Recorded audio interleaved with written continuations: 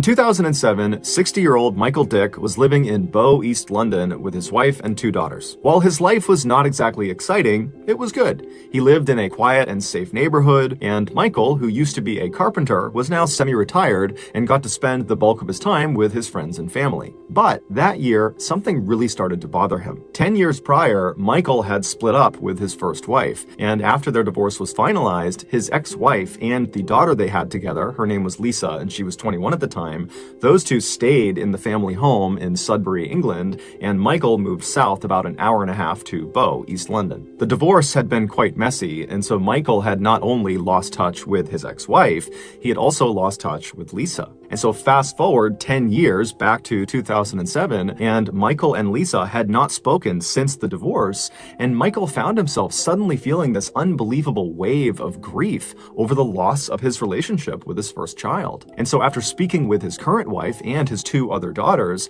he decided that he had to go find Lisa. He had to be reunited with her. The only problem was he didn't know where Lisa lived, he didn't have her contact information, and he didn't know where his ex-wife was, so he couldn't even ask her how to get in touch with Lisa. However, he did have the street address of where they used to live in Sudbury, England, and so he decided that would be his starting point. So in August of that year, Michael and his 2 other younger daughters, they hopped in the car and they left Bow, East London, and they headed up to Sudbury. And when they got there, Michael navigated to his old street, which had brick houses lining each side of the road, and he drove down until he spotted his old house, and he parked right out front, and then he alone hopped out of the car and he walked up to the front door, he took a deep breath, and then he knocked on the door. When the door opened, it was not Lisa, it was not his ex-wife, it was some other family that he didn't know, and they didn't know Lisa or his ex-wife, and so they said, good luck finding your daughter, but we don't have any information for you. And so Michael was crushed, but he thanked them, and he turned around, and he went back to the car, and he told his other daughters about what he had just learned, and then from there, the trio just kind of began driving around Sudbury, half looking for Lisa out on the streets, although none of them thought they would actually find her, and then also kind of discussing what they were going to do next, because now they had nothing. And so as they're driving around the streets of Sudbury, they come to the realization that their best bet at finding Lisa is putting some sort of story in the local newspaper that hopefully she would see, and then she would contact Michael. And so they drove to the headquarters of the local paper, the Suffolk Free Press, and they went inside and they managed to speak to a reporter. And after telling the reporter Michael's story about how he's lost touch with Lisa, the reporter thought, you know what, this is actually a pretty interesting story, and I'd be happy to do a small feature on you guys. And so the reporter, along with a photographer, brought Michael and his 2 daughters outside, they took a picture of them, and then they told Michael, in the next edition of the paper that will run in a couple of days, we'll run this picture along with a little write-up about how you're looking for Lisa, and we'll put your contact information in there, and hopefully she sees it and she reaches out to you, and you can be reunited and live happily ever after. And so Michael thanked the reporter and the photographer, and then he and his other 2 daughters hopped in the car and headed back to Bow, East London. In 2007, at the same time that Michael was beginning his search for Lisa, Lisa was actually beginning to think, you know what, I want to go find my dad. Lisa was now 31 years old. She had 3 kids of her own. She was married. She had moved out of Sudbury to a neighboring town.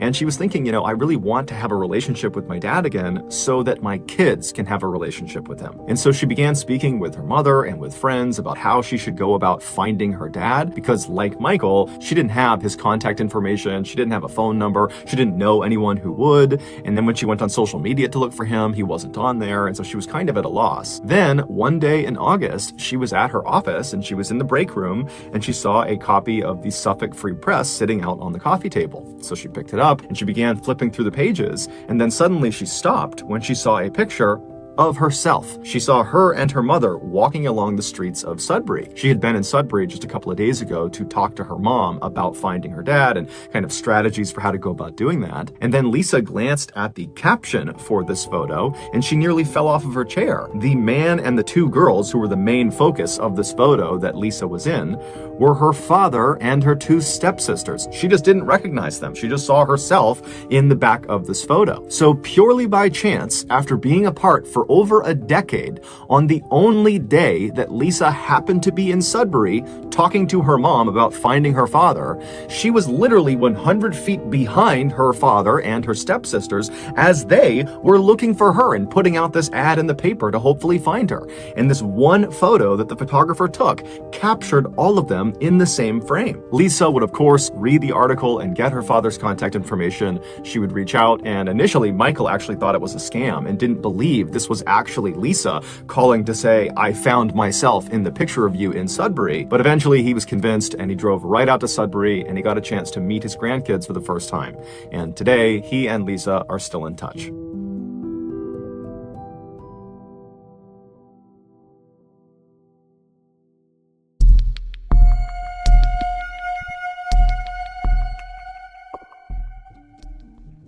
In 1964, during his final semester of college in Wisconsin, a 21-year-old man named Harry decided to take an acting class. He believed it would be an easy A, and he'd always been pretty shy, and so he figured this class might be able to help him get over that. But this class wound up having a much larger impact on Harry's life than he ever could have imagined. Not only did he meet his future wife in this class, but he also realized he loved acting, something he never thought he would like, and he decided after college that that was the thing he was going to pursue. And so after he graduates later that year, he and his girlfriend get married, and then they fly out to Hollywood, California, where Harry auditions for Columbia Pictures' New Talent Program, which is basically this program that's designed to help new actors and actresses get parts in Hollywood because it's so hard to do that. And so he's accepted into this program, he signs a contract with them that pays him almost nothing, and right away they start shopping him around for different parts in TV shows and movies, but nobody is interested in Harry. Nobody. The only roles he was getting were incredibly minor and usually non-speaking,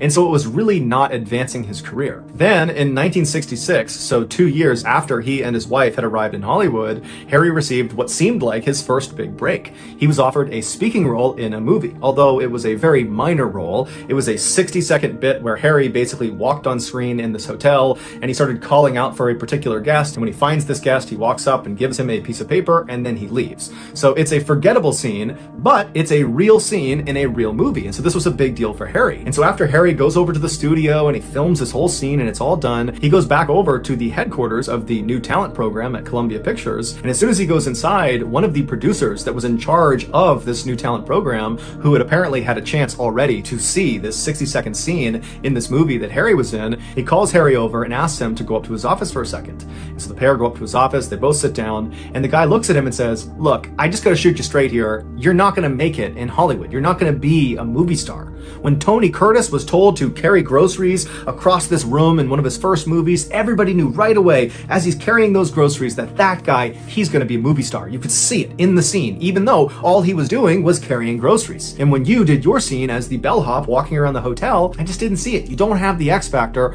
You're not gonna be a movie star. For reference, Tony Curtis, the guy this producer was referencing, was a huge movie star in the 1950s and 1960s. And so Harry, after getting this horrible comment made about him, he pauses for a second, and then he leans across the table and looks at this producer and squints his eyes and says, "You know, if Tony was such a good actor, shouldn't we have believed he was just a grocery delivery boy, not a movie star?" And at this totally smart aleck remark, the producer fired Harry on the spot. Harry would go on to sign a similar New Talent Program deal with Universal Studios, but again, he could not get a real part to save his life. And the feedback he finally got was, "Harry, you're just not pretty enough, and you're not really that talented." By the mid-1970s, Harry was in his mid-30s, and while he still aspired to be an actor and wanted to be an actor, he was making almost no money from acting. And so he decided, instead of acting, he was going to become a carpenter. That was going to be his full-time job, despite the fact he knew nothing about carpentry.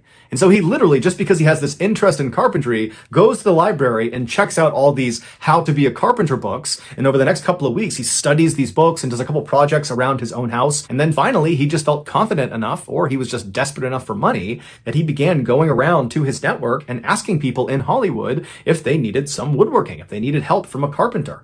And surprisingly, lots of people took him up on his offer and they hired him to be their carpenter.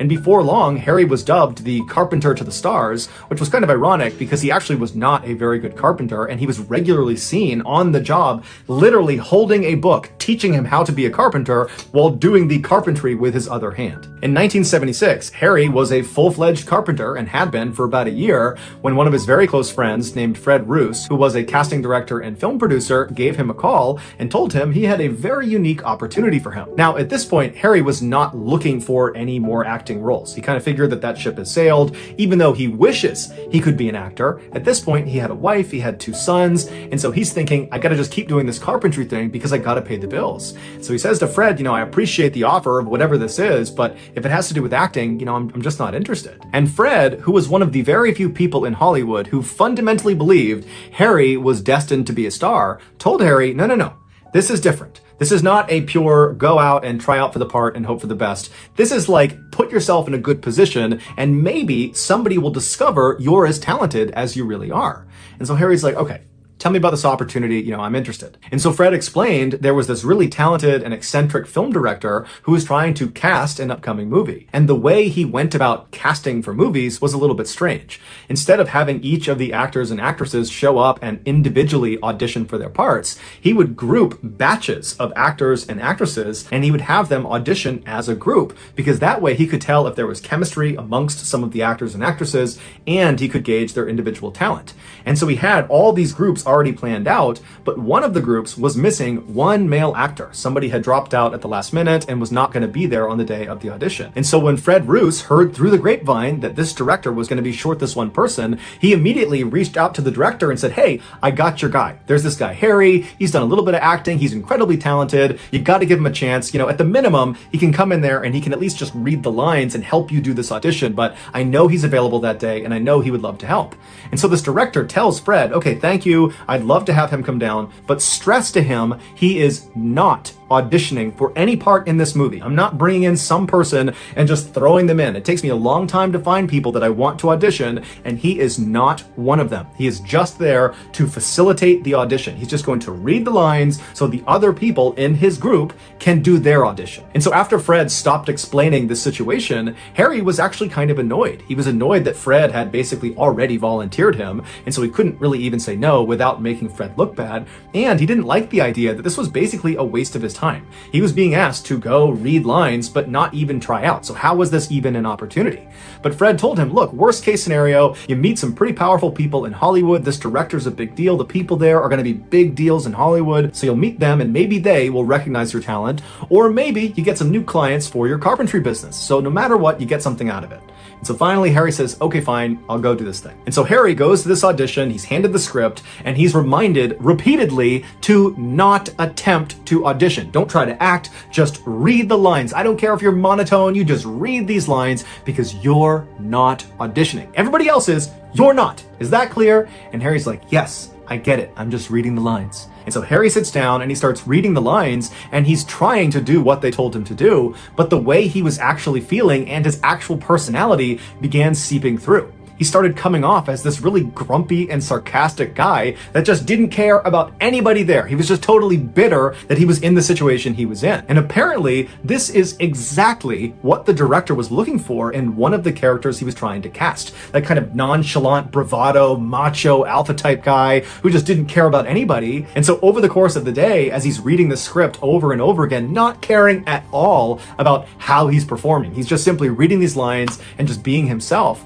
He was actually doing this amazing job portraying one of the characters. And so they let Harry go the whole day. No one told him they were looking at him as a potential character. And then at the end of the day, when Harry was about to just throw the script in the trash and leave without talking to anyone, the film director, better known as George Lucas, walks up to Harry, better known as Harrison Ford, and says, wait a minute, I was wrong. You are perfect for this movie, Star Wars. You need to play Han Solo. And so Harrison Ford said, all right, I'll play Han Solo.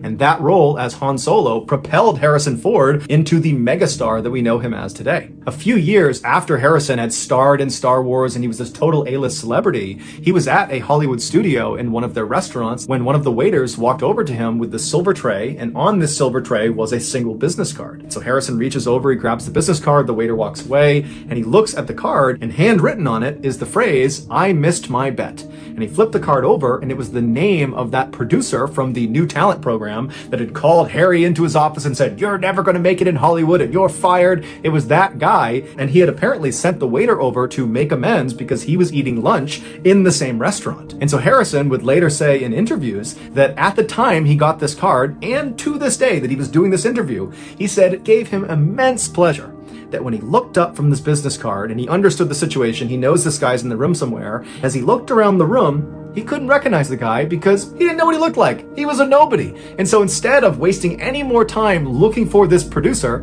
he just looked at the card, chucked it, and went back to eating his lunch.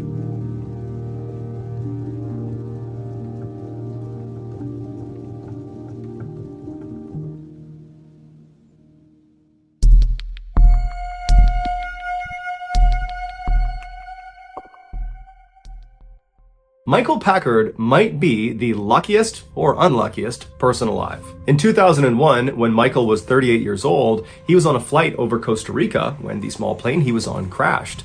The pilot, co-pilot, and a passenger were all killed on impact, but Michael and the 4 other passengers, they survived the crash, but they were all left badly injured and stranded in a very remote section of the jungle. The survivors attempted to use the downed plane's radio equipment to send out a distress signal to try to get someone to come out and help them, but they had no way of knowing if anybody was receiving their signal. And so all they could do was just send it out and then wait and hope somebody found them before they all died. And sure enough, 48 hours after crashing, rescuers were able to hack their way deep into the jungle where Michael and the other survivors were, and they were all saved. While Michael was recovering in the hospital, a doctor told him that based on his injuries, he would not have survived another night out in that jungle. The chances of even being in a plane crash are astronomically low. The odds are about 1 in 5 million, with some places giving odds as low as 1 in 20 million. To put that in perspective, Michael was far more likely to have been struck by lightning, which is about a 1 in 1 million chance, than he was to have been in that plane crash. But that plane crash would not be the last time that Michael defied the odds and did something totally unbelievable. Over the next couple of decades, Michael, who was a commercial diver by trade, would survive not 1, but 2 significant encounters with great white sharks off the coast of California. Some of Michael's friends would not be so lucky. Michael would get lost at sea, like really lost, like treading out in the middle of the ocean with no land in sight for hours lost. But miraculously, a boat would find him and save him again. And Michael would discover the body of a long-time missing person hidden underneath the water about 60 feet down off the coast of Massachusetts. But of all the improbable exploits of Michael's life, none is more unbelievable than what happened to him in 2021, which experts are saying he had about a 1 in 1 trillion chance of experiencing. On the morning of June 11th, 2021, Michael, who was 57 years old at the time, hopped in a boat with his longtime diving partner, Josiah. Once they were all situated and they had all their equipment inside of the boat, they took off and headed for the open waters right off the coast of Cape Cod, Massachusetts, where they planned to do some lobster diving. A popular way to retrieve lobsters is to literally just dive down and by hand pick them up and bring them back to the surface. And so that day, that's what Michael and Josiah planned to do. Once they reached this spot right off the coast, Michael put on all of his scuba diving equipment and hopped in the water. Josiah did not put on any diving equipment because he was not going to be getting in the water for this dive. Instead, he would remain on the boat and help Michael get in and out of the water. He'd pull lobsters up onto the boat, and he was also there in case of an emergency, he could call for help. And so just after 6 a.m., once Michael was in the water and signaled he was good to go, he dove down below, and after a little while, he came back up, but with a relatively small haul of lobsters. And so the two men figured that, well, I guess today is just not a great day for catching lobsters. But regardless, for the next couple of hours, Michael continued to go down and catch as many lobsters as he possibly could. By 8 a.m., Michael had captured approximately 100 pounds of lobsters that were now in the boat. And so Michael and Josiah were actually starting to feel pretty good about this particular trip. And so Michael decided he would go back down one more time and try to get just a few more lobsters before they called it a day. And so Josiah remembers watching Michael, who was in the water, as he put his mouthpiece back in. He signaled up to Josiah that he was good to go, and Josiah watched as he disappeared below the surface. And the water was very calm, and Josiah is just kind of scanning out across the water, and then all of a sudden this eruption of white water came rushing up to the surface right where Michael had gone down below. And so right away Josiah leaned out over the edge of the boat to see if he could look down and see his friend, but he didn't see Michael anywhere. Instead, he saw something massive moving around underneath them. After Michael had broken the surface on this final dive down to get more lobsters, his plan was to sink down to the bottom of the ocean at about 60 feet and then go hunting for lobsters. But when he had descended to about 45 feet, he felt something smash into him from behind that felt like a truck hitting him, and then everything around him went totally pitch black. The impact of whatever it was that hit him had caused his mouthpiece to get blown out of his mouth, so he doesn't have air, and he starts fumbling around to find his mouthpiece, but he can't find it. And as he's fumbling around, his hands are making contact with what feels like walls all around him. He was inside of an enclosed space, but when he had touched these walls, they were not normal walls. They were soft, but they were hard at the same time, and they seemed to be moving, like they were pulsating or quivering. The space he was in was fairly large, and it was not completely flooded with water. It was like Michael had slipped into this air pocket. But this air pocket was not stationary. It was moving, and pretty fast, because the water that was inside of it was violently sloshing all around. Michael could hear it slapping up against the walls. As Michael continued to panic and fumble around for his mouthpiece, he started to notice intense pressure on his legs, but he had no idea what was causing it, and because it's pitch black, he couldn't see what it was. Finally, Michael found the line that was connected to his mouthpiece. He jammed it in his mouth and he took a long inhale,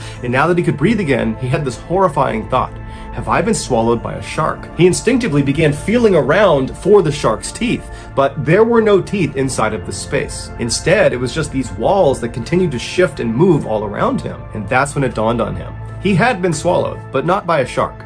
He had been swallowed by a whale. For nearly 45 seconds, Michael was trapped inside the closed mouth of a humpback whale. Despite their enormous size, they can be up to 60 feet long and weigh up to 70,000 pounds, they only eat small fish. So when this particular whale realized Michael was not a tiny fish, it began violently swinging its head side to side to try to dislodge Michael, and that caused that eruption of white water to go to the surface that Josiah saw. And after a few good shakes, Michael was spat out of this whale's mouth. Michael remembers suddenly being in the open water with enough light coming down that he could see around him. The water was very turbulent and churning, and he recalled as he made his way to the surface, looking straight down and seeing the tail fin of this enormous whale swimming away from him. Michael made his way to the surface and he flagged down Josiah, who boated over to him. He pulled him back into the boat, and Michael, who was totally traumatized by what happened, could only say to Josiah that he was inside of it and that it tried to eat him. After Josiah brought Michael back to shore and called the authorities, Michael was rushed to a hospital where he was evaluated, and unbelievably, he suffered really no injuries. He had some significant bruising to his legs where the whale had actually clamped down on him. That was the pressure he felt on his legs. The mouth of the whale was closing on his legs. But besides that, there really wasn't any other injuries. And so later that day, he was discharged. It's believed the whale was a juvenile that had been seen in the area that was about 30 to 35 feet long,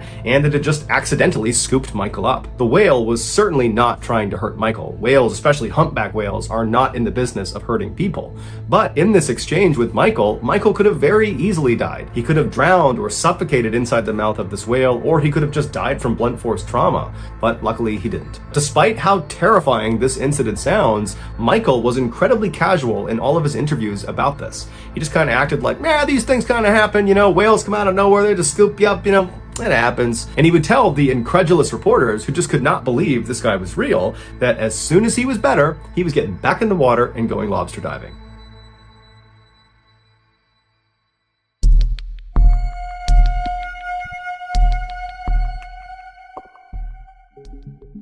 On the evening of January 6th, 1982, a man named Harold Bray, who was a sheriff in Jefferson County, Colorado, which is an area just west of Denver, arrived at the Denver airport. Harold was running late because his commute into the airport had been treacherous, because Denver and the surrounding areas were all getting pounded by a snowstorm. After running into the terminal and getting checked in and getting through security, he made it to his gate right as they were boarding the plane. Feeling very relieved, Harold joined the queue of other people that were getting on the ramp to go down into the plane, and then just a couple of minutes later, he stepped on board and he found his seat, which was located at the front right side of the plane. He sat down in his seat, he buckled in, and then he grabbed an in-flight magazine from the back pocket of the chair in front of him, and he waited for takeoff. 15 minutes later, as the plane was rumbling down the runway at full speed, Harold looked out the window. And so as the plane began to lift off the ground, he watched as the city lights of Denver slowly faded away as they got higher and higher up. But just before their plane entered into the thick cloud that was hovering over that stretch of Colorado, Harold noticed something very odd out of his window. Located just west of Jefferson County, which is where Harold worked, was a 22-mile stretch of road that cut through the Rocky Mountains. It was called the Guanella Pass, and it took motorists up and over this 11,000-foot mountain pass. Now, this was a beautiful scenic drive that Harold was very familiar with, but this road was not maintained in the wintertime. So if there was snow on the ground, you simply could not get through this pass. It was impossible. Yet, As Harold looked out of his plane window down to Jefferson County below, and he kind of scanned his way west up into the Rockies, he saw there were clearly a car's headlights on the Guanella Pass. And so Harold's thinking to himself, why in the world would anyone be on the Guanella Pass in the middle of this huge snowstorm? It didn't make any sense. But as Harold watched this vehicle, he saw what was going on. Whoever was in this vehicle was holding a flashlight out of their window, and they were shining the light straight up into the sky, flashing it on and off, signaling distress. This motorist was trapped. Harold knew the likelihood of another plane happening to fly over this area and looking down and seeing those lights and recognizing them for what they were, an emergency, were slim to none. So Harold knew if he didn't act quickly, this motorist was doomed. And so Harold quickly got up from his seat, he climbed over the person next to him, he got into the aisle, and he waved down the attendant, and then after the attendant ran over, Harold explained who he was and why his experience as a sheriff told him that this was an emergency. And so the attendant took him very seriously. They turned around, they went into the cockpit, and they told the pilots, and the pilots used their radios to call down to authorities on the ground. And then just a couple of minutes later, the fire department was dispatched to Guanella Pass. 15 minutes later, the fire chief, a man named Dave Montoya, who was driving in a four-wheel drive SUV, arrived at the start of this 22-mile stretch of Mountain Pass, and as they're driving through the whipping snow, he sees up ahead the headlights of the stranded vehicle. And so he drives right up alongside this vehicle, which was a small pickup truck that had clearly slid off the road and gotten stuck in a big snowbank. And so Dave, he parks his SUV, he hops out, and he rushes over to the driver's side window of this vehicle. And inside was a terrified-looking 30-year-old man named Alan Phillips, who was a mechanic who lived in the Denver area. Now, at the time, it was the middle of the night, it's negative 22 degrees Fahrenheit outside, the winds are whipping, the snow is coming down, and Alan only had on a light jacket and some jeans and a small blanket wrapped around him. So, had Harold not spotted his flashlight SOS signal from the plane, it's almost guaranteed that Alan would have died that night from hypothermia. And so when Alan turned and saw Dave standing there, his rescuer, Alan began crying tears of joy and thanking God that he was going to survive. When Dave asked Alan what happened, Alan, who was slightly intoxicated, told Dave that he had gone out drinking at a bar, and then when it was time to come home, he had stupidly decided to drive through the Guanella Pass back to his home, forgetting that this particular stretch of road was not maintained during the winter. When Dave asked Alan how he got this really deep bruise on his cheek, he assumed he got it from crashing off the side of the road, Alan smiled a kind of embarrassed smile and said, "No, actually, after I got stuck, I needed to urinate, and so I got out of the vehicle and I walked a few paces away from my truck, and I went to the bathroom, and then when I turned to walk back, the snow was so blinding I couldn't actually see my truck, and I ran to go find it again because I didn't want to be trapped out in the snow, and I ran into the truck face first, and so my cheek hit the door of the truck." And so Dave, he just smiled and said, "Alan, you are one lucky man." Over the next few days, local newspapers in Colorado and some national newspapers ran headlines about the miracle at Guanella Pass.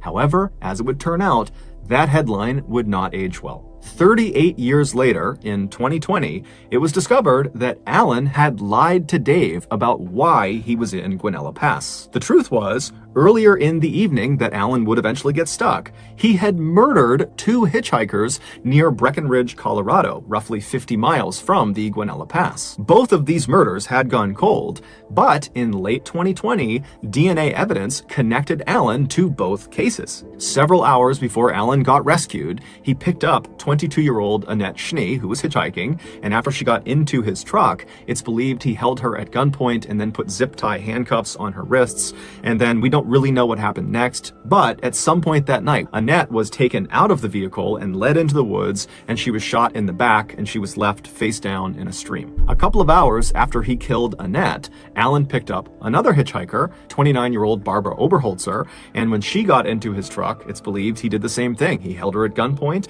and put her in zip tie handcuffs. However, Barbara was able to break out of her restraints. It's believed she struck Alan in the cheek, which is why he got that deep bruise on his cheek, and then she leapt out of his car and started running. But Alan got out, chased her down, and shot her in the chest, killing her, and then he dumped her body off the side of this cliff down into the snowbank below. So the only reason Alan got stuck in Guanella Pass is because he was attempting to flee the area where he committed these murders, and he likely just didn't understand how dangerous this pass was, and so shortly after turning onto it, his truck slid off the road and he got stuck. In February of 2021, Allen, who was 70 years old at the time and still living in the Denver area, was finally arrested for these two murders, and he is currently awaiting trial. Assuming he did it, that Allen killed these two women, we don't know what his motivations were. It's not clear, he hasn't said, and we also don't know if there are potentially other victims.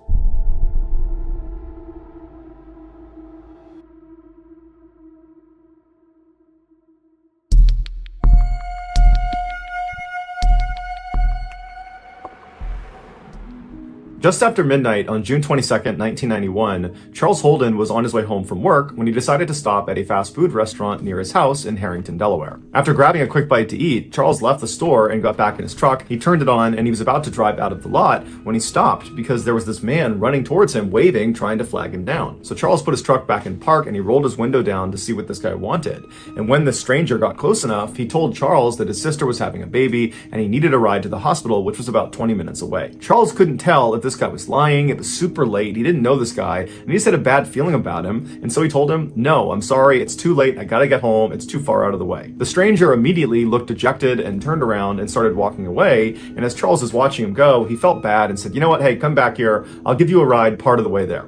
And so the stranger smiled, hopped in his passenger seat, and they took off. Charles drove him approximately 3 miles in the direction he had asked to go before pulling over on the side of the road and telling him, "This is as far as I'm going to take you." Charles lived only about a block away, and he didn't want to drive too far away from home so late at night. But the stranger, upon hearing he was being let out so soon, suddenly became angry and began fumbling in his pocket like he was going to get a knife or some sort of weapon, and he starts screaming at Charles, "Hand over your keys, hand over your wallet, or I'm going to kill you." Charles, meanwhile, was on edge just being in the car with this guy because he had a bad feeling about him, and so he immediately jumped into action. He turned off his truck, he ripped the keys out of the ignition, and he leapt out of his truck and started running. Charles saw way off in the distance was a convenience store, and he figured he could run to there and get some help. But as he's running, he turns around and sees the stranger has also leapt out of the car and was now sprinting up to him with a screwdriver in his hand. And this stranger was running really fast. He was gaining on Charles, and soon Charles realized he wasn't going to make it to the convenience store before this guy caught up to him. And so at some point, Charles just stops, he turns around and puts his hands up, and he says, okay, I'll give you a ride wherever you want to go, and then you can have my keys, my wallet, you can have anything you want." And so the stranger runs right up to Charles, and he stops and he smiles because he's very pleased with this result, and he pokes him with the screwdriver and kind of gestures for him to go back to the truck. So Charles walks back to the truck with the stranger right behind him with the screwdriver periodically poking him in the back. They finally get to the vehicle, and the stranger tells Charles to get in the car and then wait. But as soon as Charles sat down, he fired up his truck and sped off before the stranger could hop in the passenger side door.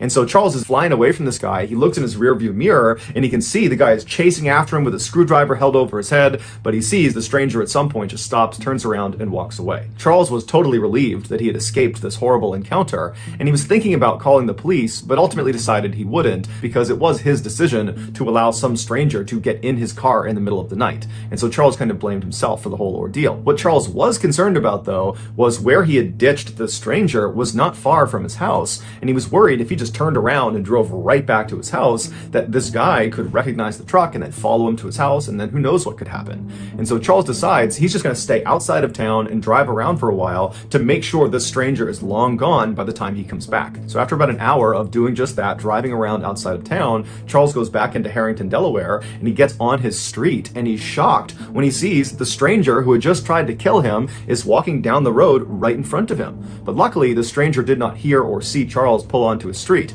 and so Charles immediately throws it in reverse and he gets out of there and he drives off. At this point, Charles decides he needs to tell police because he doesn't know if this stranger actually knows him and that maybe he's targeting him and he's waiting for him at his property. And so he calls 911 and he tells the dispatcher about what had happened earlier and how this guy is now lurking around his property. And the dispatcher tells him they'll send an officer out to him. And so a few minutes later, an officer showed up at the payphone where Charles was, and they told Charles they would escort him back to his property. And if this stranger was still out in the area, they would arrest him. And so the two of them made their way back to Charles's property. They get there, the stranger's long gone, and then Charles goes into his house. There's no sign of a break-in. There's no sign that anyone was near his property. And so Charles thanks the officer. He feels totally relieved. But before the officer leaves, he asks him if he wouldn't mind doing a quick sweep of his mother's property. She lived right behind Charles on the other side of some bushes. He told the officer her name was Dorothy. She was 70 years old and she lived alone. And he just wanted to make sure nothing happened to her.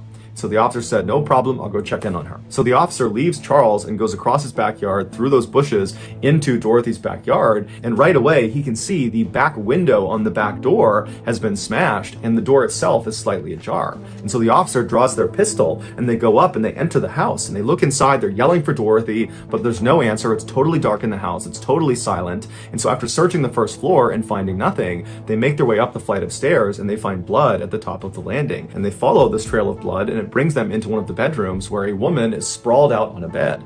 It was Dorothy. She had been stabbed to death. It would turn out, after Charles had ditched the stranger and sped off without him, the stranger, whose name was Gilbert Cannon, began looking for a place to sleep, and the house he ultimately selected just happened to be Charles's mother's house. After Gilbert broke in through her back door, he saw Dorothy coming down the steps to confront him, and because he was worried she'd be able to identify him, he attacked her with a screwdriver. Gilbert would later tell police that the attack on Charles was completely random. He was just at this fast food restaurant, he saw Charles get into his truck, and he thought to himself, if I can get in that guy's truck, I bet I can rob him. And then after this failed robbery, when Gilbert is out looking for a place to sleep and he breaks into this house and this woman comes down the stairs that he attacks and kills, he has no idea that this woman, Dorothy, is Charles's mother. The entire night was one big horrible coincidence. Gilbert would plead guilty to the murder and would be sentenced to life in prison without the possibility of parole. What's going on, guys? Mrballen here, former Navy SEAL turned internet storyteller with a focus on the strange, dark, and mysterious. And speaking of mysterious, today I have a mystery for you, and it's one of the more recent mysteries. It happened in 2014 and spanned a couple of years following that. It is a story that plays out like a psychological thriller, and in fact, Netflix recently purchased the rights to make a movie or show about this case from the family that were the victims of this case. The too long didn't read version of this story is you have this all-American family that purchases their dream home. They're getting ready to move in, and they start receiving these awful, wrathful, threatening letters from some anonymous person or group. The letters get progressively worse and indicate that whoever is watching them very closely at all hours and is able to see things that are not easy to spot just from walking by. This is someone who is really intensely focused on the family. I think that the best way to watch this video and learn about this case, to really appreciate what this family went through, is to put yourself in the position of being the Broaddus family. That's the family that purchases the house. Imagine you're in their position. Would you have stayed or would you have left? And I'd love to hear about it in the comments section. So let's dive in. In June of 2014, Derek and Maria Broaddus purchased their dream home. It is a $1.3 million 6-bedroom house in Westfield, New Jersey, which is a very affluent northern New Jersey town. So the house they purchased was on Boulevard, that's the street name, and Boulevard within Westfield is, at the time, was like the street. If you lived on Boulevard, you had made it. I would say that times have changed, because now Boulevard is remembered as the place where this case happened, so I would say it's probably not the best place to live anymore. But at the time, it was like Derek and Maria were living their dreams and they knew it. 3 days after the sale of the house, they hadn't moved in yet. Derek had gone to the house to do some painting of the walls and some simple house renovations. I think he was just so excited about this house, he just wanted to go over and just kind of be in the space. So his wife and his kids are back at their old house that they had sold but hadn't moved out of yet. And so he's at the new house and he's doing these simple renovations and he's like, you know what, I'm gonna check the mail. Because even though they'd only owned the house for 3 days, he was like, you know what the heck, see what it feels like to go collect the mail, because this is gonna be my new home. And so he goes out and he opens the mailbox, and inside is this little tiny card-shaped envelope addressed to the new owners. Dearest new neighbor at 657 Boulevard, allow me to welcome you to the neighborhood. 657 Boulevard has been the subject of my family for decades now, and as it approaches its 110th birthday, I have been put in charge of watching and waiting for its second coming. My grandfather watched the house in the 1920s, and my father watched in the 1960s. It is now my time. Do you know the history of the house? Do you know what lies within the walls of 657 Boulevard? Why are you here? I'll find out. The letter goes on to identify what kind of car they were driving. It was a Honda minivan. It went on to say how many contractors were in and around the house over the past couple of days that were doing some renovations on the house. It even said that I believe I've counted that you have 3 children. Someday I will learn their names and I will call to them and I will take them from you. It's like this. It's like a reconnaissance of his family had already begun as soon as they moved in. And so Derek is reading through this letter and he's realizing that whoever is sending this is not a friendly neighbor at this point. This is someone who is out to harm them in some way. So he takes the letter, he runs back into the house, shuts all the windows, locks all the doors, leaves the house and goes right back to his wife and his kids that are at their old home. And they promptly call the police. Police show up, they read the letter and they're like, what is this? Do you have enemies? Who wrote you this? Because even the language inside the letter was like, it was not quite Old English, but close. It was like this bizarre writing, and it was just very stalkerish and awful, and the police just don't really know what to make of it. And Derek and Maria are obviously very upset. They haven't even moved into the house yet, but this is a big cause for concern. So the letter did not have a return address, but at the end of the letter, it just said, "Who am I? I could be someone that's walking by your house every day. I could be someone driving by your house every day. I could be one of your neighbors. I could be anybody that you see at any given day, and you'll never know." And then it just says, signed, The Watcher. After the police leave that night and promise to launch their own investigation, Derek and Maria, they're totally on edge. And so they write an email, even though it's super late, to the Woods family. They're the family that sold the house to Derek and Maria. And they say, hey, we just got this strange, threatening letter. Have you received anything like this? Because the Watcher claims to have been watching you for the entire time you were there. And the Woods family writes back and they say, 3 days, I think it was 3 days before we actually left the house, we did receive a letter. It wasn't threatening. It was just thanking us for our time in the house and treating it with respect, and that it would be taken care of going forward, and that this person would look after the house for us, and it was signed The Watcher. But to be honest, we didn't think much of it. We crumpled it up and threw it away. So the Broadduses decide that they are not going to rush to actually move into the new house. They had thought about doing it, but they decide with this letter that maybe it's best to hold off a little bit. And so Derek and Maria would do day trips with the kids. They'd go do a day trip, do some renovations, make sure that the contractors that were there were doing a good job getting the house in order, and then they would come back to the house that they were still living in. About 2 weeks after that letter was found, Maria is there with the kids, and she gets to the new house and she sees there's a letter from the Watcher, the same envelope, same writing on the outside, and so she immediately calls the police even before she reads it. She opens it up and it says, "Welcome again to your new home at 657 Boulevard. The workers have been busy and I have been watching you unload carfuls of your personal belongings. The dumpster is a nice touch. Have they found what's in the walls yet? In time, they will." The Watcher goes on to identify each of their kids by nickname and by birth order, which implies that whoever this was close enough to Maria or to Derek when they were speaking directly to their kids using their nicknames that they overheard. Because it's one thing to know the children's full names, because it's possible that you could have looked it up online or something, but to know their nicknames, that implies a level of proximity that even though they knew the Watcher was probably in the neighborhood, almost definitely, this meant they were practically on top of one another. And it gets creepier. The Watcher also in this letter asks, about one of the children and says, is she going to be an artist? I saw her using her easel yesterday. Well, the easel that this girl had been using is in a back room of the house that is mostly obscured by trees and shrubbery. There's really only one vantage point where you could see this child, and it would mean you're right on the property, like pretty much in plain view of anybody there. And with Maria and Derek and basically everyone on high alert looking for this person, it seems odd that they could be able to see this girl working at her easel in this kind of hidden back room and not be spotted. And then of course, to kind of seal the deal, making this letter just totally terrifying, they go on to say, "Do your kids go in the basement?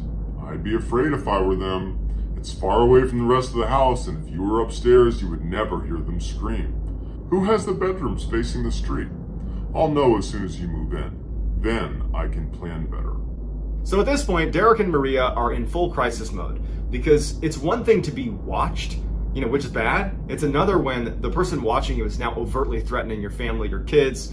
It's a bad situation. So Derek and Maria at this point, they don't know if they're even ever going to move into this new house. It felt unsafe. And so for a few weeks, they're kind of teetering on whether it's worth moving in or not, and so that they aren't there. They're not going to the new house at all. And a third letter arrives basically saying, "Where are you? The house misses you," obviously from the watcher. At one point between the first letter and third letter, Derek was speaking with John Schmidt, who lived 2 doors down from their new property on Boulevard. And John was saying that Derek ought to look into the Langfords. It was a family that lived right next to their new house, kind of a little bit of a strange family. It was a 90-something-year-old mother and her adult children who lived with her, who were all in their 60s. And one of the children, Michael, he was just known in the area about being a little bit odd. Like, he would just kind of creep out other people. It wasn't uncommon to have him like walk across people's property, like little things like that, like looking in windows, just giving the vibe that he was a little bit strange and people didn't really like being around him. So Derek brings it up to the police that, hey, you should look into Michael Langford. He lives right near us. Neighbors are saying he's a little bit off. The police were like, actually, he was the first person we talked to. We brought him in, we questioned him, he denied it, we have no evidence tying him to it, and we just don't think it's him. And then later on in the investigation, they would actually do a DNA sample from one of the letters, and they would find out that it was a woman's DNA. And so that effectively ruled out Michael Langford, but the Langfords had a daughter. And so they decided maybe it could be her. And so they actually got a water bottle from her that they found, and they tested that, and it wasn't a match. So the Langfords were ruled out. Derek is growing increasingly more paranoid and angry. He went from being scared of what was potentially going to happen to feeling like, how dare you threaten my family, my kids? And he started telling the police, like, if you don't find who's doing this, I'm going to figure out who it is. And then you're not going to be dealing with, a stalking case. You're going to be dealing with a different kind of case, if you catch my drift. And so the police were like, don't do anything crazy. We're working as hard as we can. It's just, there's not much to go on here. Derek wasn't okay with that. He set up this elaborate camera system in and around his house, the new house. He started staying at the new house, turning off all the lights and crouching behind windows and staring at the mailbox in hopes of being able to confront anybody who went near it. He ended up hiring 2 former FBI agents to launch his own private investigation. He hired a handwriting expert to analyze the letters themselves to see if they could pick up details about who this was and potentially profile them. And this person, all they could conclude was it was someone who was really, really mad. But all those things really didn't lead to any results.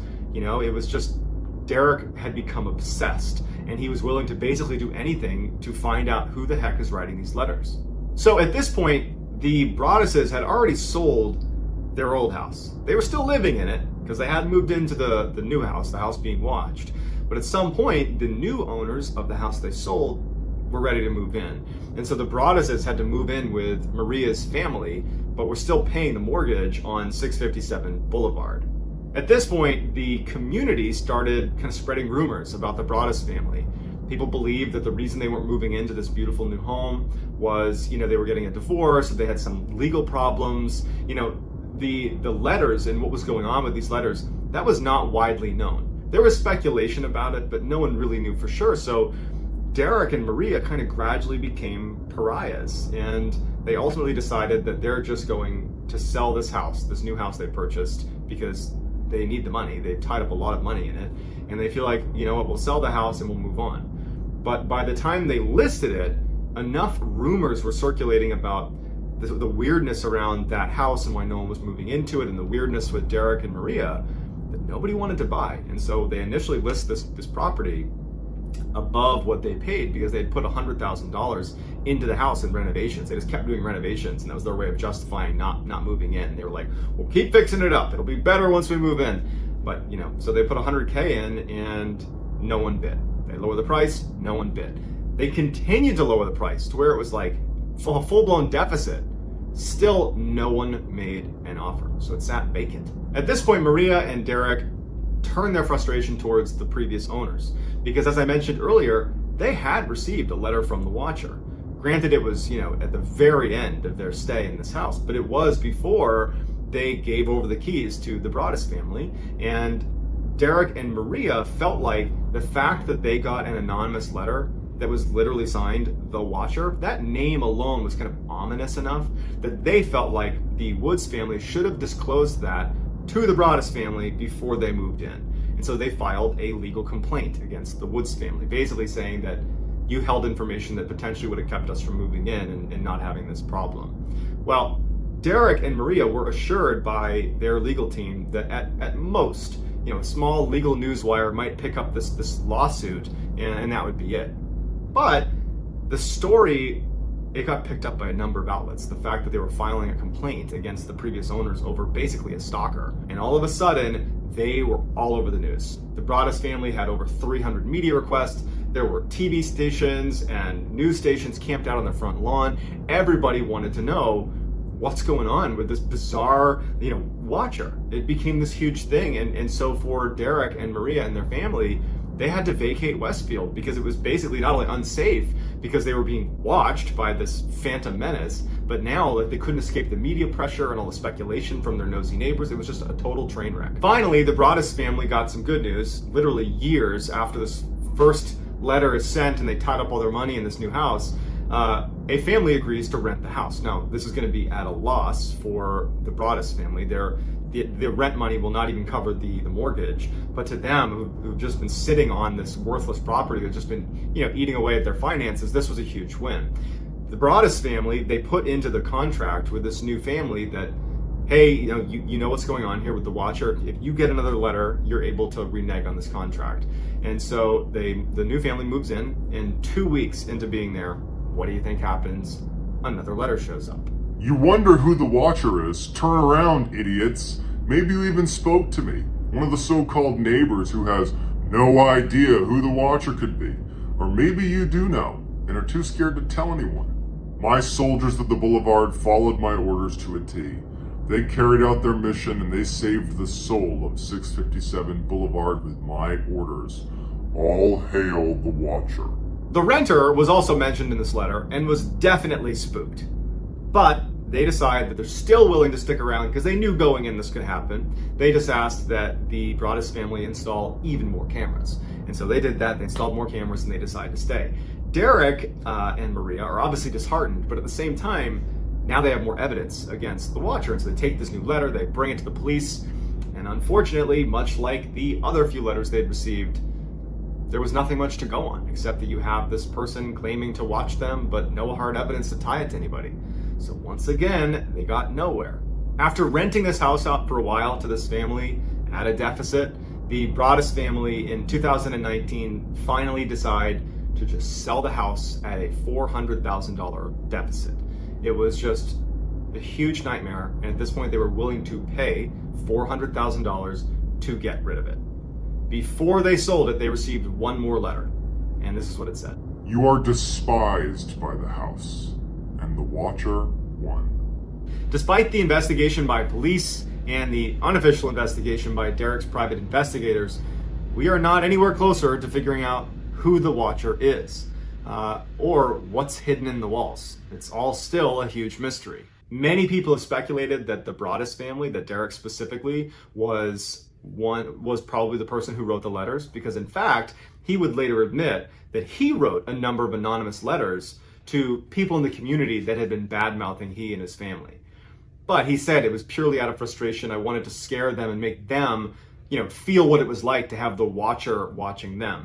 But he said, this whole situation has really devastated them financially and emotionally, and, kind of ruined their ability to stay in the town that they loved so much. So it just, the angle that he stood to benefit from this, it's not a very good theory in my opinion. In addition, recently Netflix bought the rights to their story. But if Derek and his family had said, what we're going to do is we're going to set up this elaborate mystery around ourselves for years in order to secure movie rights, you'd be putting your kids through something so traumatic. And so the idea of having your kids have to live with the fear of being attacked and getting bullied at school because, everybody talks in these communities, that seems far-fetched too. It remains to be seen who the watcher is, but to this day, it remains a mystery. So if you haven't already, please click like and subscribe. I am going to be trying to do 2 or more stories a week. I'm really making a push to make YouTube my primary, so I hope you'll tag along.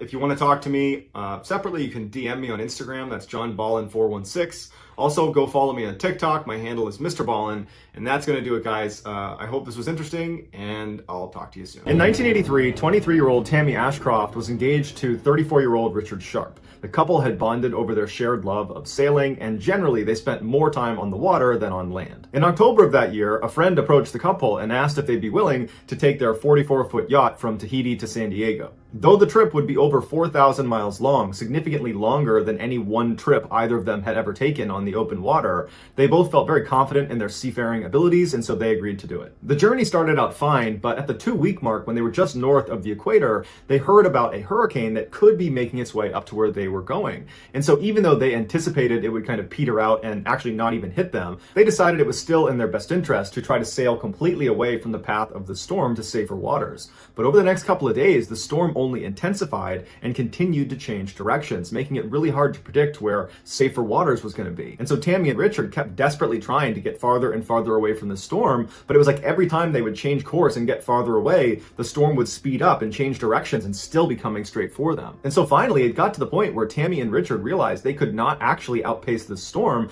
that they would have to weather it. And so on the day it was going to hit them, they donned their rain gear and they boarded up the windows, and then they stood on the deck of their yacht looking out at the horizon as this Category 4 hurricane is just barreling straight towards them. Tammy would go on to say that she never fully appreciated just how terrifying being in a hurricane is out at sea until she was in one. She said it was a constant barrage of 50-foot waves that would literally launch the yacht. It would become airborne, and then it would come crashing down, and each time it landed, she felt like the boat was going to break in two, and then as soon as it did slam down, another wave would land on top of them. And so it just felt like at any moment the ship was just going to be consumed by the ocean. But Tammy and Richard were excellent sailors, and Richard was up in the cockpit, and he was doing everything he could to keep the boat from not flipping over, and after a little while, he had figured out a way to kind of ride the waves in such a way that they would not get totally tossed each time. And after a couple hours of just absolute chaos, it started to seem like they had made it through the worst of the storm, and that more than likely they were going to make it out of this thing relatively unharmed. And so around this time, as the storm was beginning to calm down, Richard is anchored in place in the cockpit. He's a safety line attached to him to the ground, so he's not going anywhere. And Tammy is just exhausted. It was just so stressful being through the storm. And Richard noticed, and he says, "Tammy, I got this up here. Go down into the cabin and just try to get some rest." And Tammy was very grateful, and she agreed. She opened the doors to the cabin, and she had made it all the way downstairs when she hears Richard yell out from up in the cockpit, "Oh my God!" before a rogue wave comes crashing into their boat head on, flipping the boat backwards like a backflip onto the top, so it's upside down in the water. And Tammy would say it felt like someone ripped the boat out from under her feet, and then she came crashing down and smashed her head and was knocked unconscious. When Tammy woke up 27 hours later, she was laying in the cabin against a chair and half on the ground, and she opens her eyes, and the cabin she's in is half submerged, and everything inside of it has either been thrown on the ground or it's been broken. There's papers, there's tools. I mean, the place is just a disaster down there, and she can tell the cabin is also slowly filling with water. After the boat had backflipped and Tammy had been knocked unconscious, it continued to get thrown around by waves before miraculously landing upright. Tammy could barely remember what happened, and she's totally overwhelmed by what she's seeing. She's in shock, and all she knows is she has to go up on deck to find Richard. And so she gets up and wades through the water. She gets to the stairs. She's yelling for Richard.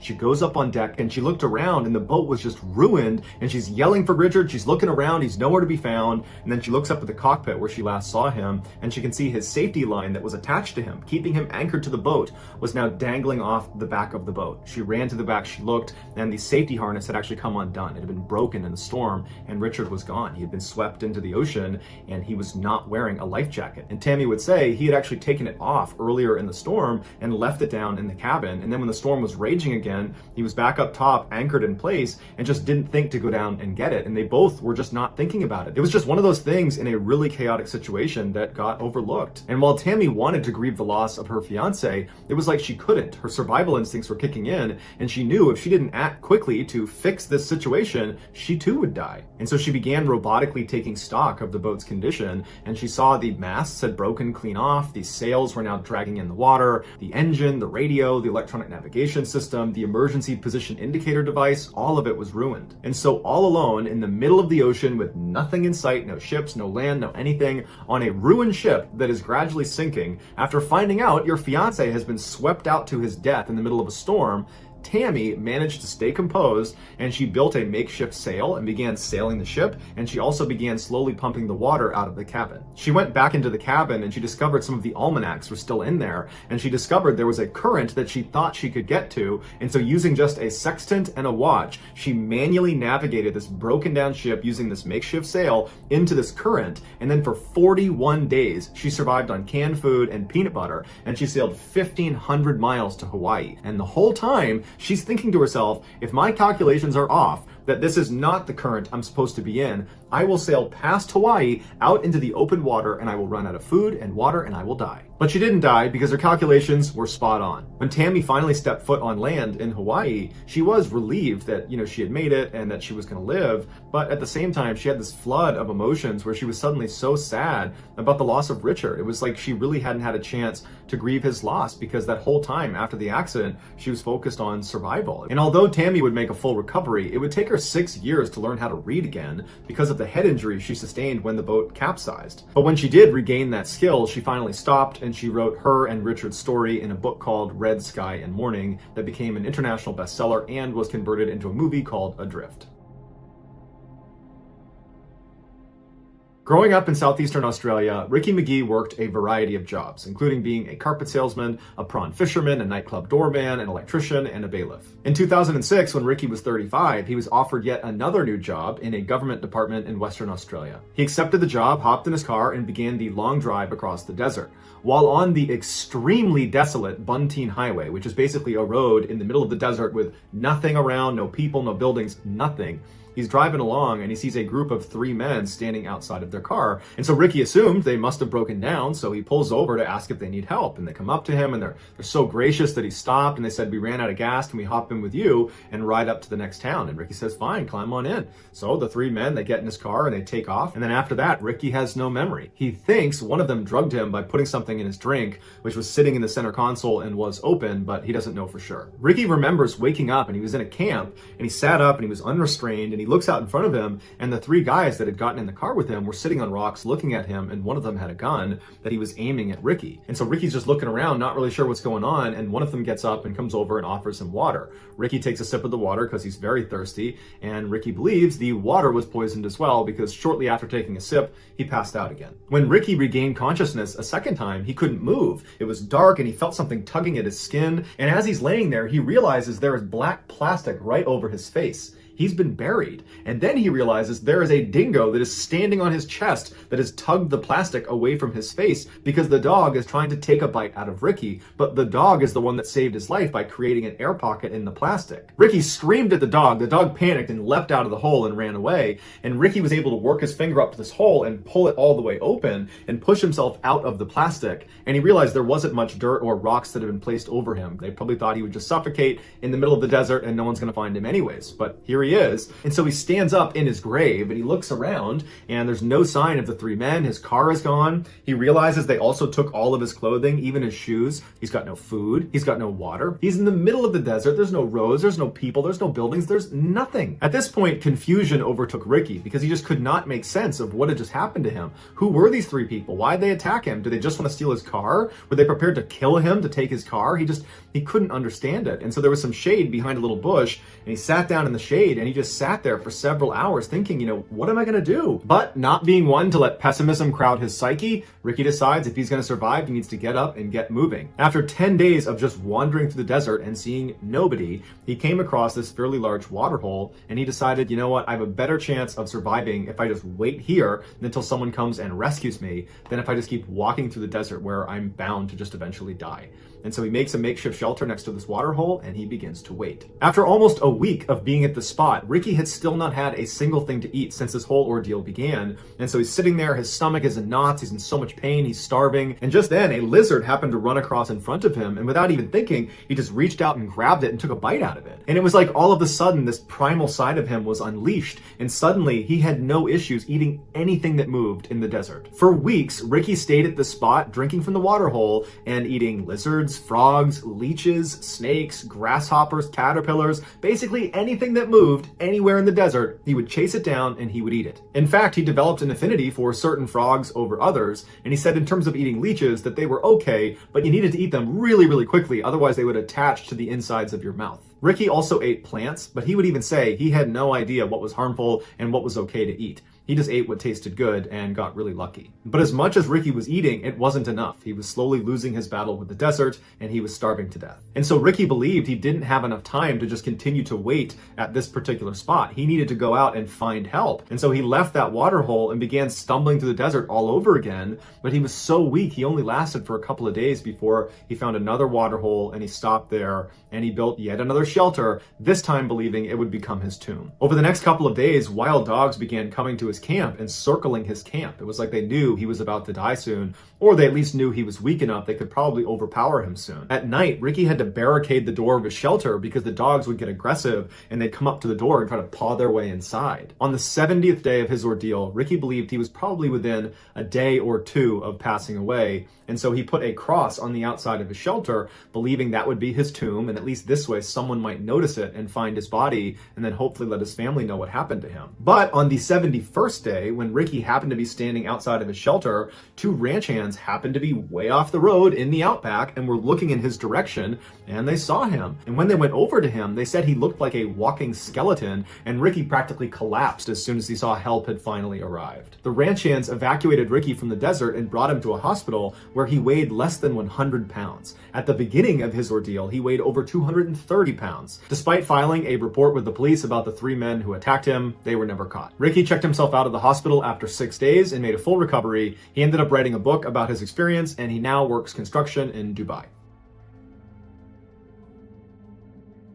By 1985, the remote and extremely dangerous west face of the Ciula Grande in the Peruvian Andes was still unclimbed. But in 1985, two very ambitious climbers, 25-year-old Joe Simpson and 21-year-old Simon Yates, decided they were going to be the first to conquer it. And by all accounts, they seemed up for the job, having already conquered numerous difficult Scottish ice cliffs, as well as a number of large mountain faces in the Alps. So, in early June of that year, the pair flew to Peru, and they arrived at the base camp that was nearest to the Ciula Grande, but it was still 5 miles away, so they couldn't actually see what they were going to be climbing yet. On June 5th, when the weather was good enough, the pair left camp and worked their way around the huge lake, across the glacier, to the base of this cliff they're about to climb, and when they saw it for the first time, they couldn't believe how steep and dangerous it looked. But over the next 3 days, they managed to make it up this cliff despite a blizzard hitting them halfway through, and they reached the summit. To them, this was a crowning achievement. They had done it. They had written their names in the history books.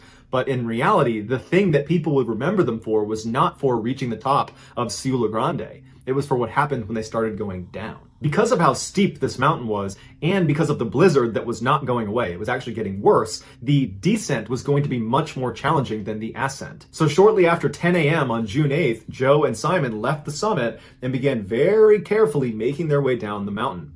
At 11 a.m., disaster struck when Joe lost his footing and fell to the bottom of an ice cliff and shattered his leg. Initially, they both assumed this was a death sentence for Joe, because there's no way he can actually climb down the mountain now, and certainly Simon can't actually carry him down the mountain. They were so high up, and it's so steep, there's just no way. But Simon wanted to at least try to save his friend, so he climbed down to him, he gave him some mild painkillers that he had, and then he attached his rope to Joe, and then Simon anchored himself in the snow, and he began lowering Joe down the mountain, all 300 feet of his rope, and when he would stop, Joe at the other end would anchor himself in the snow with his ice picks, and then Simon would climb down to Joe and he'd repeat the process over and over and over again, lowering Joe 300 feet at a time. This went on for hours and hours and hours, just backbreaking work for Simon, and Joe, meanwhile, is in excruciating pain from his broken leg. And to make matters worse, the storm had gotten so bad that the visibility between Simon and Joe was zero. So as Simon is lowering Joe, he can't see what he's lowering Joe onto, but they had no other choice. That was the only way they could get him down. And so at 5 p.m. that night, Simon accidentally lowers Joe over a cliff.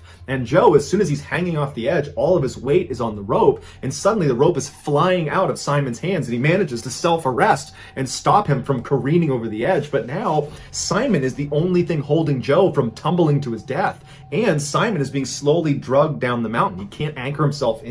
And so they're in the middle of this inhospitable environment in the middle of the night. A storm is raging. It's freezing cold. They can't communicate with each other. They can't hear each other or see each other. And Simon is just hoping that Joe is going to be able to grab onto something and kind of take his weight off the rope. Otherwise, this is going to end badly for both of them. But unfortunately, the cliff was at an angle, so Joe was dangling off of it and he couldn't touch the wall. He had nothing to grab onto. He was just dangling in the air. And so as Simon tries to move the rope to try to signal to Joe to take your weight off the rope, Joe is trying to climb up the rope, but his hands are starting to get frostbit. He's weak, he's in pain, he can't do anything about it. So for the next 2.5 hours, Simon is desperately trying to regain an anchor in the snow, but every second that goes by, he's getting pulled farther and farther and farther down the mountain. He can't see how close he is to the edge. He knows he's getting close. And so finally at 7:30 p.m. with no other option, he pulls out a knife and he cuts the rope. As soon as the rope was cut, Simon fell backwards. He was safe. Nothing was pulling him off the cliff any longer, but he knew he had just sent Joe to his death. Except Joe didn't die. When that rope was cut, he fell 150 feet and smashed into the ground, except what he hit was a thin sheet of ice that broke from his weight, and he fell another 80 feet into this massive ice crevasse. Joe was knocked unconscious from the fall, but when he woke up, he was laying on his side. He opened his eyes and he looked around and he couldn't believe he was alive. And he's looking around, he doesn't know where he is, it's totally dark. He turns on his headlamp and he realizes he's fallen into an ice crevasse, and he looks down and he's on this little ledge that's overlooking a much, much deeper fall. He looks down and this ice crevasse seems to just go on infinitely into this black chasm. And he realizes when he fell, had he fallen a foot over, that's where he would have gone. So it's a miracle he's alive, but now he's trapped in the middle of an ice crevasse 80 feet down. He can't go down and he can't go up. At the time, Joe didn't know if Simon had fallen off the cliff with him or if he had cut the rope. But the rope was still attached to his waist and it fed up and out of the ice crevasse. And so he grabbed it and pulled on it until it all came tumbling back down and he saw it was frayed. And so sure enough, Simon had cut the rope. Now, even though Joe wasn't mad at Simon for the decision he made because he understood it was the right one, Joe still became very emotional when he saw this. He felt so alone. He was so sad. And for a little while, he just kind of freaked out and screamed and yelled and really just didn't know what he was going to do. And then after that, he sat down knowing he wasn't getting out of here and that he was going to die a slow, horrible, painful death. Joe remembers reaching up and turning off his headlamp, which retrospectively he thought was kind of goofy because he's just realized he's about to die inside of this crevasse and he's saving batteries. But with the light off, he's sitting on the ledge and he hears all the sounds that are coming from inside of this crevasse. It was this awful grinding sound, like a moaning sound, that he said it was so terrifying sitting in the darkness listening to the sound that he reached up and turned his light back on just for comfort. Back up on the mountain, Simon was devastated. He felt like he had just killed his friend, and even though he understood why he did it and understood it was probably the right decision, it didn't change the fact that he felt incredibly guilty about it. And so that night, he didn't even move from the position he was. He dug a little snow cave and he laid down and eventually fell asleep. The next morning when he got up, he began moving his way down the mountain and he finally rounded the area where Joe had been hanging off of that cliff, and he got a chance to look down and see where Joe might have wound up. And to his horror, he's looking down and he sees this massive opening to a crevasse that seemed almost bottomless. And now this confirms that Joe definitely has died because he fell in there. But nonetheless, Simon goes down and goes to the edge of the crevasse and yells into Joe. He's screaming for him to call out if he's still alive. But after a while, he never heard anything from Joe, and with a heavy heart, Simon turned around and started heading back to base camp. A little while after Simon had left, Joe finally woke up. He had been asleep when Simon was yelling down for him.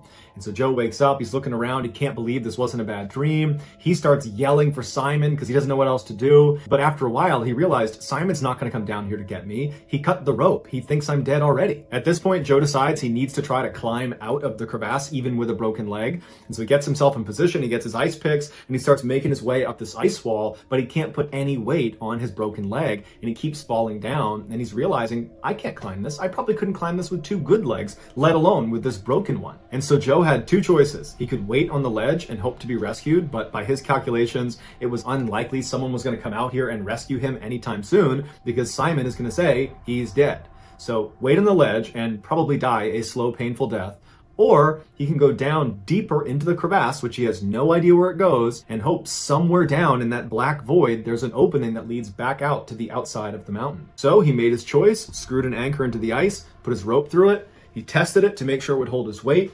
He looked down into the void one last time and knew that as soon as he stepped off of this ledge, he could not come back up again. This was a one-way trip. And if he made it to the bottom of his 300-foot rope and he didn't find a ledge or a tunnel or something to put his feet on, he would slip off and fall to his death. On purpose, he did not put a knot at the end of his rope because he figured either I'll find a way out or I won't, but at least it'll be quick. Down he went about 80 feet into this pitch black crevasse. He has no idea what's down there. And he gets to a point where the walls kind of come together and he was able to squeeze through it. And he realized once he got through that point, it was like the center of an hourglass, where below it, it kind of opened up. And as soon as he pushed through, he could actually see to the ground. He saw flat ground and there was light shining on it, which meant there was a hole leading out into the mountains somewhere down there. And so he went all the way down. He touched the bottom. It was solid ground. He disconnected from his rope and he climbed his way up this incline to where the sun was coming in, which was this hole that led right back out onto the mountain. And sure enough, he crawled out and tumbled out, and the sun is shining on him. And he remembers just laying on the mountain, looking at the sun and laughing. He couldn't believe it. But after the initial relief of not dying wore off, he realized he was not out of the woods yet. He still needed to climb down the rest of the mountain, and there wasn't that much left to climb. He was towards the bottom and it wasn't that steep. But after that, he would need to navigate 5 miles back to base camp. But over several delirious, painful, miserable days, he managed to crawl all the way back to base camp, and he got there right as Simon was packing up the tent and getting ready to leave. He could not believe he saw Joe alive. Joe said Simon just swore. He just endlessly swore. He was cussing. He couldn't even speak. He didn't understand. It was like he was looking at a ghost. But after that kind of crazy initial interaction, Simon just gave Joe a big hug, and Joe and Simon just cried and held each other. Joe underwent 6 surgical operations to repair the damage done to his leg, and doctors would tell him that you're never going to climb again, and you're probably going to struggle with walking for the rest of your life. But after 2 years of intense rehabilitation, Joe was not only walking just fine, he was mountain climbing. As for Simon, he managed to leave the mountain without any serious physical injury, but he carried with him an enormous sense of guilt that he still carries today. Joe consistently says Simon made the right decision. In every interview he does, he always makes sure to say, Simon is not at fault. It was an impossible situation. He made the right call. Joe wrote a book about the experience called Touching the Void, and it sold millions of copies worldwide and has since been adapted into a major motion picture. As for Joe and Simon, apparently they've drifted apart over the years, but they still consider each other friends. So that's going to do it, guys. If you found the secret in today's episode, let us know in the comments what it is and where you found it. If you're the first to do that, we'll pin you at the top.